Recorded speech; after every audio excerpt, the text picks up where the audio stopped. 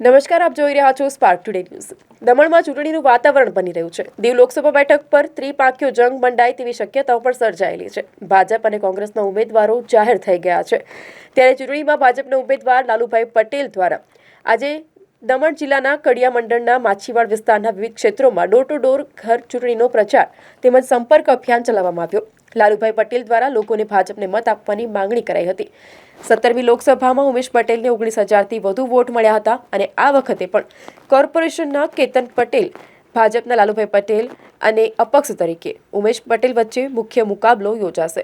આજે અમે લોકસભાની ચૂંટણી જે આવી છે તે બાબતે ચુનાવ પ્રચાર શરૂ કરી રહ્યા છે. દીવમાં અમે ચૂંટણી પ્રચાર કર્યો હતો અને ત્યાં સંપન્ન થયો પહેલા ચરણનો પ્રચાર. એટલે હવે આજથી હું મોટી દમણમાં, જે મારી કર્મભૂમિ છે, તમે સૌ જાણો છો મારી જન્મભૂમિ નાની દમણ છે, પરંતુ મારી કર્મભૂમિ મોટી દમણ છે. અને કર્મભૂમિ મોટી દમણથી એટલે કે હું પરિયારી ગામથી ભગવાન શ્રી રામજીના અને દેવી દેવતાઓના આશીર્વાદ લઈ આજથી ચુનાવ પ્રચારની શરૂઆત કરી રહ્યો છું. અને લોકોનો જબરજસ્ત પ્રતિસાદ મને દીવમાં પણ મળ્યો હતો અને આશા રાખું કે દમણની જનતા પણ મને એવો જ પ્રેમ ને હૂફ અને માયા અને લાડ આપે. અને દમણદેવની જે જનતાનો પ્રેમ છે, એમના આશીર્વાદ છે, તે લઈને હું આ લોકસભાની ચૂંટણીમાં લડવા નીકળ્યો છું. તો આ વખતે આ ચૂંટણીમાં મને જોરદાર પ્રતિસાદ છે અને આ ચૂંટણીમાં જંગી બહુમતીથી આપણે વિજય થઈશું જ, એ મને પૂરો વિશ્વાસ છે. ઉમેશભાઈ, તમારા સાથે આ ગલ્લક છે, આ ગલ્લકનું શું કામ છે? એકચ્યુઅલમાં એ ગલ્લક હું એટલે લઈને ફરી રહ્યો છું કે આ વખતે હું ચૂંટણીમાં દરેક ઘરેથી લોકોની દુઆ લઈ રહ્યો છું.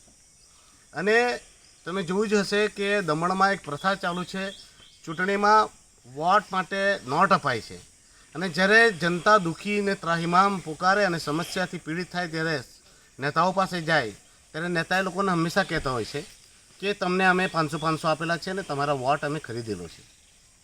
હું ઘરે ઘરે જઈને એ લોકોના આશીર્વાદ રૂપે એક રૂપિયો લઈ રહ્યો છું, કન્ટ્રીબ્યુટ, અને હું કર્જ લઈ રહ્યો છું એમનાથી, જેથી હું મારી જિંદગીમાં ભૂલીશ નહીં કે આ જે પૈસા છે એ જનતાના, લોકોના પવિત્ર અને પસીનાના પૈસાથી હું આ ચૂંટણી લડ્યો છું.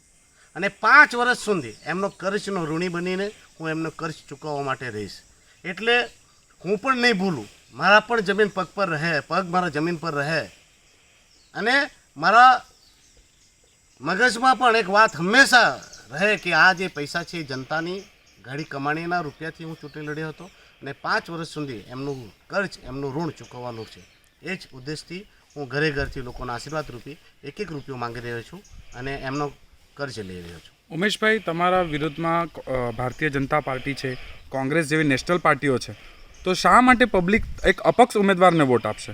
એનું કારણ છે સત્તાપક્ષ ભાજપે પરેશાન કરી દીધા છે. લોકોના ઘર, મકાન, દુકાન તોડી દીધા છે. સરકારી નોકરી હવે તો સપના બની ગઈ. ડોમિસાઇલના માર્ક કાઢી નાખ્યા.